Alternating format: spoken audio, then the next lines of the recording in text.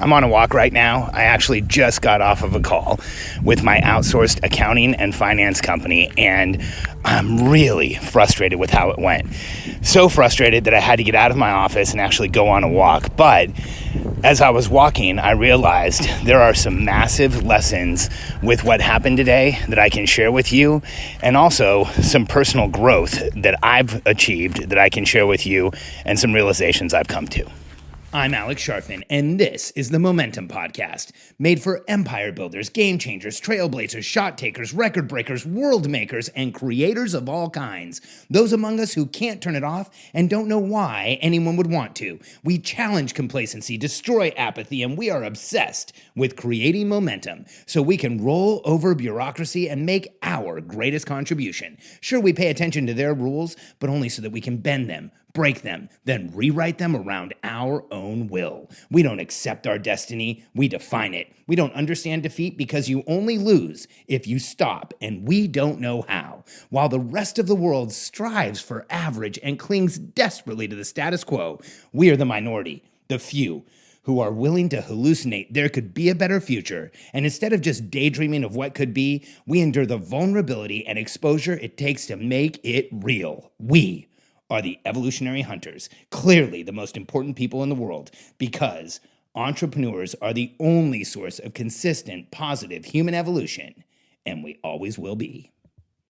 Let's be honest, there are very few entrepreneurs who love accounting and finance unless they're in the accounting and finance industry. In fact, for most of us, accounting, finance, meeting with the accountant, doing the bookkeeping, looking at the numbers is something that we really don't love. In fact, for a lot of us, it's something that intimidates us and feels ambiguous and makes us feel like we don't understand what's going on. And the entire language around accounting and finance can be overwhelming and frustrating. And to be candid with you, I was running multi-million-dollar businesses before I really understood my books.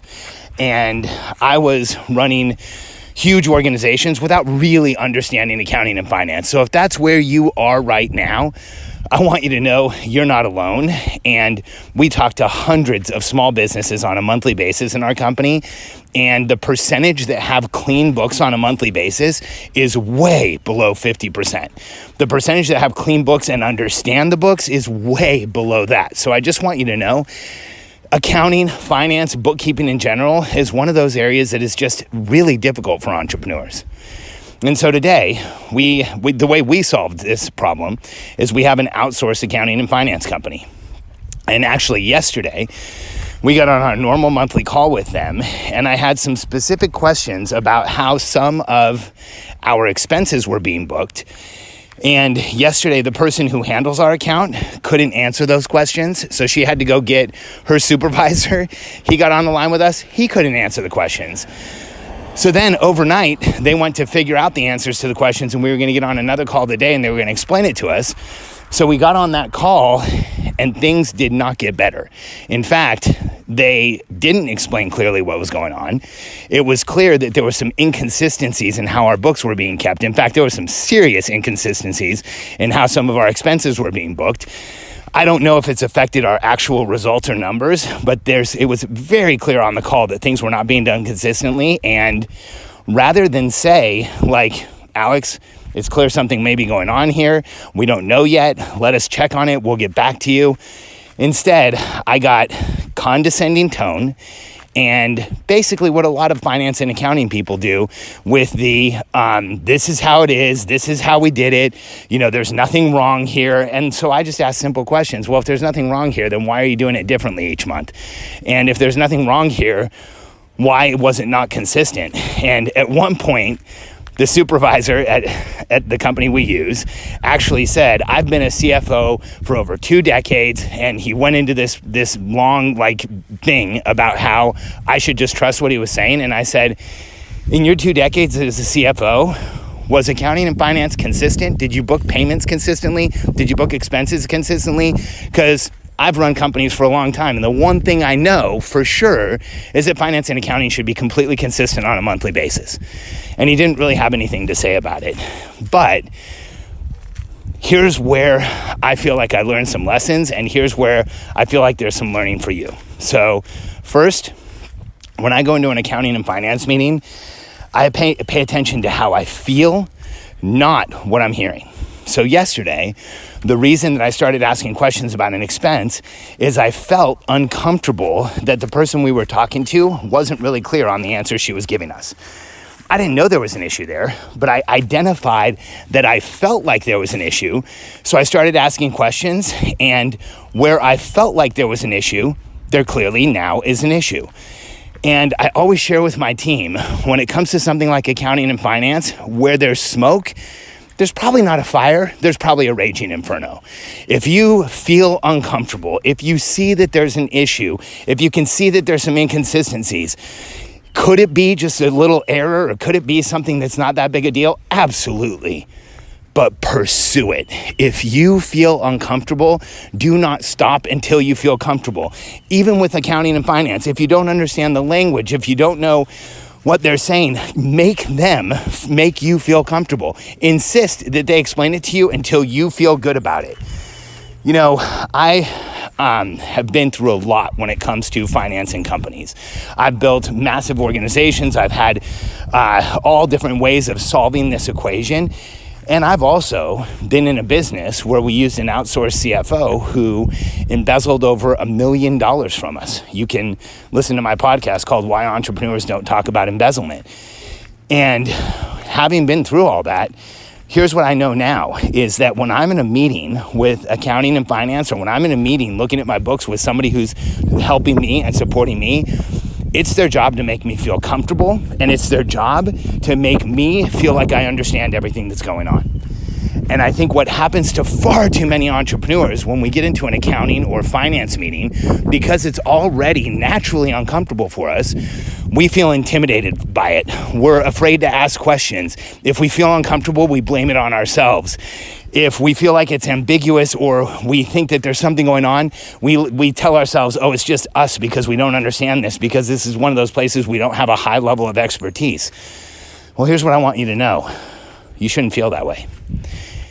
If I had identified when I felt uncomfortable, when we had Michael Goldberg doing our books, who is the individual who embezzled over $1 million from us and ended up in federal prison, I would have done something, because there was more than once where we were in a meeting where I would feel uncomfortable and I would say to myself, oh, it's just because it's accounting.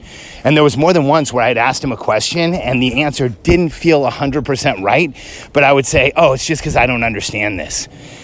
And there was more than once where I left an exchange with Michael feeling like it just didn't all fit together, but I would always blame it on myself. I will never do that again, and I don't want you to. Because if you're in a meeting talking about your numbers with somebody, if you're in a meeting talking with you about your books with somebody, it is their job to make it so that you feel comfortable and to make it so that you feel okay with everything in the discussion. So you should keep asking questions until they help you understand it.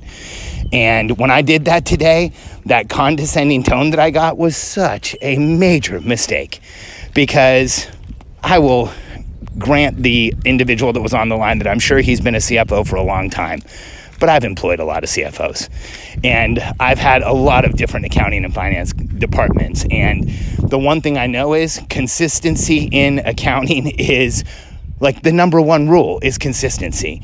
And we have to hold our accounting and finance people to an incredibly high standard. Let's be really clear. Accounting and finance is not complex or difficult or hard to do, especially in most small businesses.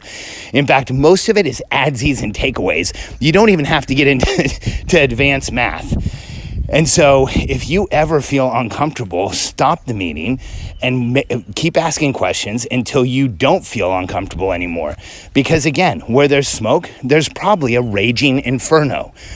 Keep asking questions and figure out what's going on, and hold them accountable, because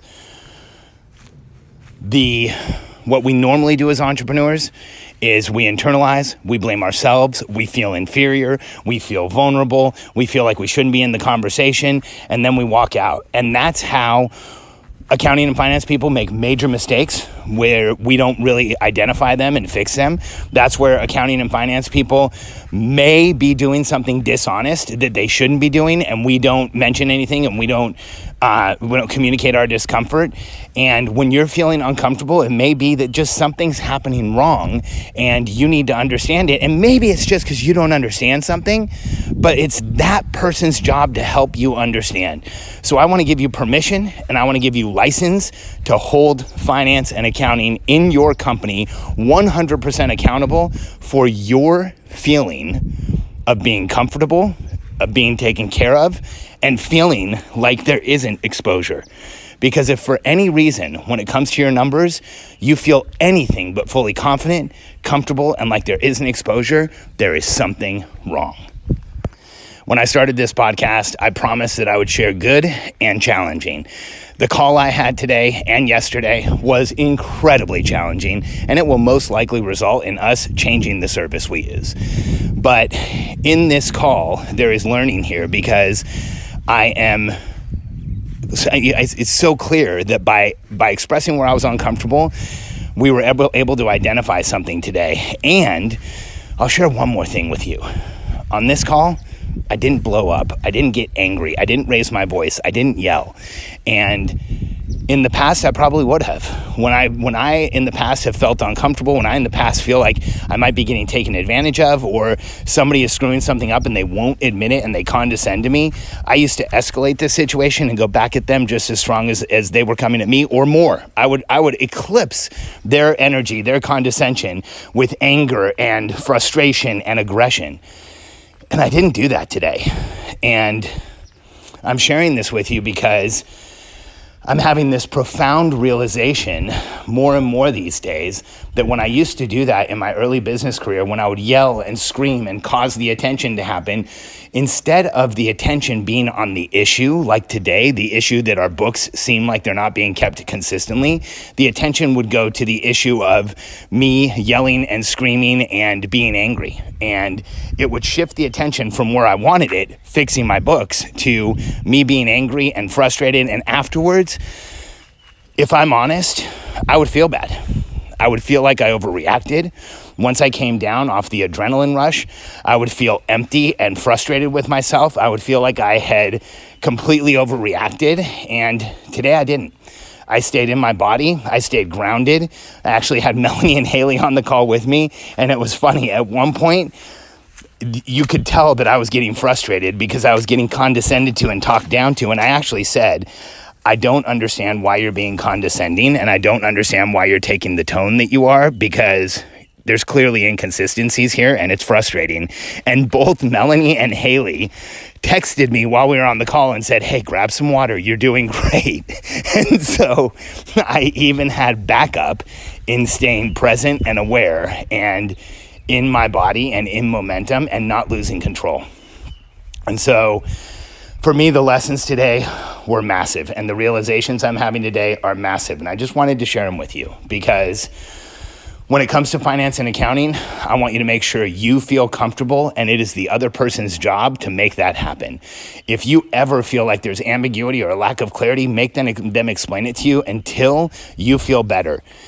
And when you're in a business conflict like this, I used to think yelling and screaming and putting my chest out and saying demeaning things and making sure that they knew how angry I was the right way to handle things. And today, I feel like not only was it not the right way to handle things, but it shifted the energy so much away from what I wanted and more to how I was acting, that it is so clear to me today that the more I can stay calm and in my body and present and aware and state my case factually and in a way that is very direct, it is so much better of an outcome.